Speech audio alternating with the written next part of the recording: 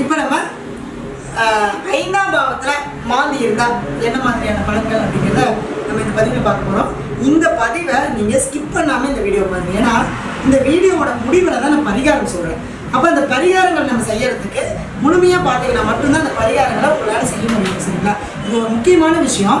இதை நீங்கள் பார்க்குறது மட்டும் இல்லை, உங்களுடைய நண்பர்களுக்கும் ஷேர் பண்ணுங்கள், அவங்களுக்கும் யூஸ்ஃபுல்லாக இருக்கட்டும். அப்போ நீங்கள் யாருக்கெல்லாம் இதை பதிவு பண்ணி அவங்க ஒருத்தர் செஞ்சு அதன் மூலிமா அவங்க வாழ்க்கையில் நல்லா இருந்தால் அந்த புண்ணியம் உங்களுக்கு சேரும். சரிங்களா?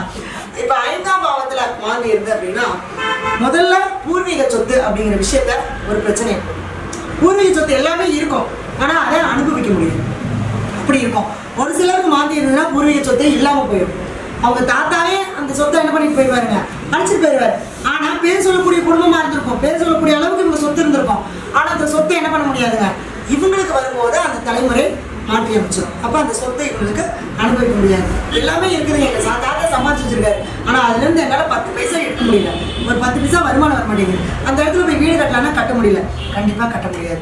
அப்போ ஒருவேளை ஒருத்தர் ஒரு சிலர் என்னால் அந்த பூர்வீகத்தை விட்டுட்டு போகவே முடியாதுங்க, நான் இங்கேயே தான் இருப்பேன்னு சொல்லி அந்த வீட்டை கட்டிட்டாங்க அப்படின்னா அதுக்கப்புறம் அவங்களுடைய வளர்ச்சி அப்படிங்கிறது இருக்கு.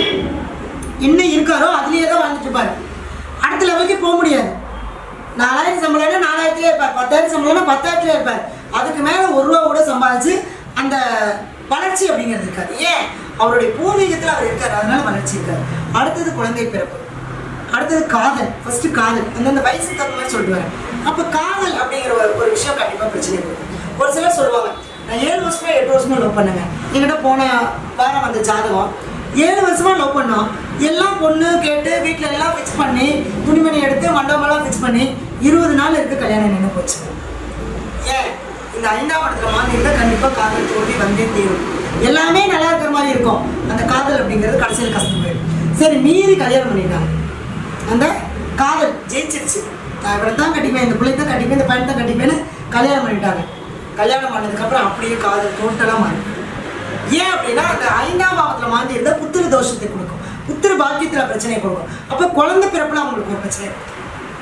அப்போ குழந்தையும் பிறந்துருச்சு, குழந்தை பிறந்ததுக்கப்புறம் இவங்க 2 பேருக்குள்ள பஞ்சாயத்து வந்துட்டு பிரிஞ்சு போயிடும். ஏன்னா இந்த 5ஆம் இடத்துல மாந்தி இருந்தால் அந்தந்த பாவகாரத்துவத்தை கட்டாயம் பாதிக்கும்.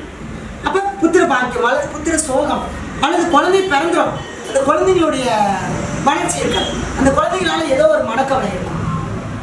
இப்போ இந்த ஆரம்பத்தில் குழந்தையா இருக்கும்போது அப்படின்னா இந்த குழந்தைங்களுக்கு திருமண காலகட்டம் வரும் இல்லையா, உங்களுக்கு 5ஆம் இடத்துல மாந்தி இருந்தாலும் கண்டிப்பாக உங்களுடைய குழந்தைகளுக்கு திருமணம் நடக்காது. அப்போ சரி பண்ண வேண்டியது உங்களுடைய ஜாதகத்தையோ இல்லை உங்களுடைய குழந்தை ஜாதகம். ஏன்னா நம்மளுக்கு புத்திர சோகம், புத்திரர்களால் நமக்கு ஒரு மன கவலை அப்படிங்கிறது 5ஆம் பாவத்தில் இருந்துச்சு அப்படின்னா அங்கே அந்த பொண்ணுக்கோ அந்த பையனுக்கோ அந்த திருமணத்தை தாமதம். ஆனால் அப்போ தான் நீங்கள் கவலைப்பட முடியும். அவங்க சந்தோஷமா இருந்துட்டு நீங்கள் சந்தோஷமா இருப்பீங்க, அவங்க துக்கமாக இருந்தால் உங்களுக்கு வலிக்கும். இதுதான் கர்மா செயின் அப்படிங்கிறது. ஏன்னா நம்ம குழந்தைய நம்ம டிசைட் பண்ண முடியாது, நம்ம அப்பா அம்மாவையும் நம்ம டிசைட் பண்ண முடியாது. அப்போ அந்த கர்மாங்கிறது தான் ஒவ்வொருத்தரையும் நம்ம என்ன பண்ணுங்க, ஜாயின் பண்ணி வைக்கும். அப்போ அந்த ஜாயின் பண்ணும்போது தான் நம்மளுக்கு என்ன பண்ணும், வலிக்கும். இப்போ அவங்களுக்கு ஒரு பிரச்சனைனா நம்மளுக்கு ஒரு வலிக்கும். அதுதான் அந்த 5ஆம் பாவத்தில் மாந்தி இருந்தது அப்படின்னா அந்த புத்திரர்களால் ஒரு மனக்கவலை. சரி, கல்யாணம் ஆயிடுச்சு, குழந்தை பத்துறாங்க, குழந்தையெல்லாம் வளருது, அந்த குழந்தைங்களுக்கான தேவைகளுக்கு கரெக்டாக செய்ய முடியும். நல்லா வாழ்ந்துருவார், நல்லா இருப்பார். திடீர்னு பார்த்தீங்கன்னா அந்த குழந்தைங்க ஒரு டாக்டர் படிக்கிறார், அது ஆசைப்பட்டுட்டே வருங்க. கரெக்டாக அந்த டாக்டர் படிக்கிறப்ப இவருக்கு என்ன பண்ணும், எல்லாம் லாக் பண்ணி வச்சு பொருளாதார நிலை பூரா லாக் பண்ணி வைக்கும், அந்த படிக்க வைக்க முடியாமல் போயிடும். அப்போ குழந்தைங்களுடைய வாழ்க்கை பாதை மாறிடும். அடுத்தது குழந்தைங்க நம்ம பேச்சு கேட்க மாட்டாங்க, அவங்கவுங்க வாழ்க்கையை அவங்கவுங்க தேடிக்கிற மாதிரி ஆகிடும். அப்போ அந்த பாரம்பரியம், அந்த குடும்பம், அந்த அப்படிங்கிற ஒரு உணர்வு இல்லாமல் என்ன ஆகி போயிடும்னா அந்த ஒரு மரியாதை இல்லாமல் போயிடும். அப்போ அந்த குழந்தைங்க அவங்க வாழ்க்கையை அவங்க தேடிட்டா நம்மளுக்கு எப்படி இருக்கும், சந்தோஷமா இருக்குமா, இருக்காது. அப்போ குழந்தைங்களுடைய வாழ்க்கையும் பாதிக்கும், குழந்தைங்களுடைய வாழ்க்கை பாதையும் மாற்றிடும், அவங்களுடைய குணத்தையே பாதிக்கும். அப்போ என்னவாகும், அந்த குழந்தைங்களுக்கு நமக்கு ஒரு அண்டர்ஸ்டாண்டிங் இருக்காது. அப்போ ஒரு பிரிவினையை கொடுக்கும். அப்பா அம்மா என்னதான் செஞ்சாலும் அந்த குழந்தைக்கு பிடிக்காது, அந்த குழந்தை என்னதான் செஞ்சாலும் அப்பா அம்மாவுக்கு பிடிக்காது. அந்த மாதிரியான ஒரு மைண்ட் செட்டை கொடுத்துரும். சரிங்களா? அடுத்தது எதுவாக இருந்தாலும் ஒரு போராட்டம், எது செய்யறதா இருந்தாலும் ஒரு போராடிட்டே இருக்கிற மாதிரி. அதே மாதிரி இந்த 5ஆம் இடத்துல மாந்தி இருந்தாலும் கொஞ்சம் ஹார்ட் ப்ராப்ளத்துக்கு கொஞ்சம் வழிவிடும். அது அதுவும் அந்த 5ஆம் பாவாதிபதி ஏதாவது கெட்டு போயிருந்தாலோ அல்லது சூரியன் ஏதாவது சம்மந்தப்பட்டாலோ கண்டிப்பாக ஹார்ட் ப்ராப்ளத்துக்கு கண்டிப்பாக கொடுக்கும். அதனால் இது எல்லாமே நம்ம பார்த்து என்ன பண்ணிக்கணும், சரி பண்ணிக்கணும். சரிங்களா? அடுத்தது பார்த்தீங்க அப்படின்னா 5ஆம் பாவத்தில் மாந்தி இருந்தால் என்ன பண்ணணும் அப்படின்னா உங்களுடைய பூர்வீகத்தில் தான் இந்த கர்மா இருக்குது. அதாவது உங்களுடைய பூர்வீக சொத்துல ஏதாவது ஒரு பிரேதத்தினுடைய அந்த ஆத்மா சாபம் அந்த இடத்துல கட்டாயம் இருக்கும். அதனால தான் அங்கே என்ன பண்ண முடியாதுங்க, அந்த பூர்வீக சொத்தை அனுபவிக்க முடியாது. அந்த ஆத்மாவாகப்பட்டது உங்களுடைய அந்த சொத்தை அனுபவிக்கிறதுக்கு விடாமையே கஷ்டப்படுத்திக்கிட்டே இருக்கும். அப்போ அதுக்கு வந்து நீங்கள் என்ன பண்ணணும், அதை சாந்தப்படுத்தணும், அதை அமைதிப்படுத்தணும், அதுக்கு நிவர்த்தி பண்ணணும். அப்போ தான் என்ன நடக்கும், நமக்கு அந்த கர்மாவிலேருந்து வெளிப்படும்.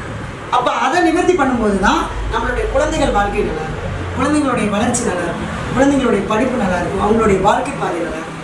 சரிங்களா? அப்போ இவங்களுக்கு நான் இப்போ சொல்லக்கூடிய ஒரு எளிய பரிகாரம் என்ன அப்படின்னா, குழந்தைய கூட்டிகிட்டு போய் உங்களுடைய ஜாதகத்தில் 5ஆம் பாவத்தில் மாந்தி இருக்கா, உங்களுடைய பையனோ பிள்ளையோ யார் இருந்தாலும் சரி அவங்களே கூட்டிகிட்டு போய் மின்மயானத்தில் ஒரு மாலை, ஒரு துணி, தேங்காய் பழம் வாங்கி வச்சு, ஒரு கற்பூரமத்தை வச்சு, இதோடு என்னுடைய முன்னோருடைய கர்மாவை நிவர்த்தி பண்ணுறதுக்கு உண்டான வழியை கொடு அப்படின்னு சொல்லி அந்த இடத்துல கேட்டுட்டு வாங்க. அதோடு அந்த இடத்துல என்னவாகும், அந்த ஆத்மா வழி விட்டுரும். அப்போ நம்ம அந்த முன்னோர்களுடைய அந்த சொத்தில் இருக்கக்கூடிய பிரச்சனைகளை எப்படி சரி பண்ணலாங்கிறதுக்கான வழிகள் உங்களுக்கு கிடைச்சிடும். அது உங்களுடைய சுய ஜாதகத்தில் உங்களுடைய குடும்பத்தில் இருக்கக்கூடிய உங்களுடைய ஜாதகத்தை ஆய்வு பண்ணி அதுக்கு முறையான வழிபாடுகள் செய்யும்போது கண்டிப்பாக உங்களுக்கு 100% ரிசல்ட்டை கொடுக்கும். சரிங்களா? கண்டிப்பாக நம்பிக்கையோடு செய்யுங்க, நல்லதே நடக்கும். நம்மளுடைய பதிவை வந்து நிறைய பேருக்கு ஷேர் பண்ணுங்கள். நம்ம அலுவலகம் அப்படின்னு பார்த்தீங்கன்னா ஈரோடு, திருச்செங்கோடு, சென்னையில் இருக்குது. ஆன்லைன்லேயே ஜாதகம் பார்க்குறோம், ஆன்லைன்லேயே வகுப்புகள் எடுத்துகிட்டு இருக்கோம். அடிப்படையிலேருந்து உயர்நிலை வரைக்கும் பலன் சொல்கிற வரைக்கும் முழுமையான வகுப்பாக நம்மளுடைய வகுப்பு போயிட்டுருக்கு. விருப்பப்பட்டவங்க வகுப்பில் ஜாயின் பண்ணிக்கலாம். ஜாதகம் பார்க்கணுன்னு விருப்பம் இருக்கிறவங்க என்னுடைய நம்பர் கால் பண்ணி அப்பாயின்மெண்ட் வாங்கி ஜாதகம் பார்த்துக்கோங்க. நம்பிக்கையோடு செய்யுங்க, நல்லதே நடக்கும். நன்றி, வாழ்வாங்க.